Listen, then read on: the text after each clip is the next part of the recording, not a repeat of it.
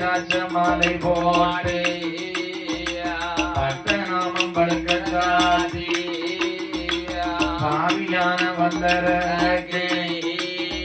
வீட்டை விட்டு வெளியே போறான். பொண்டாட்டிக்காரி அப்பதான் பாக்கா என்ன அரிசி பறிச்ச தண்ணியை கொண்டு வந்து ஊத்த வந்திருக்கா. எங்க தானக்கார முறையிலையா முத்தத்துல வந்து வீச வந்தா. அப்படி வீச வரும் பொழுது கல்லறைக்கு வெளியில போறத பார்த்த உடனே என்ன செய்யறான்? வழிய மறைத்து நிக்கா. அப்படிதானே? வழிய மறைச்சவனு சும்மா இருப்பானா? பாவியாகப்பட்ட வல்லரக்கு என்ன சொல்லுதான்? என்ன வழி மறையாதடி பவளக்க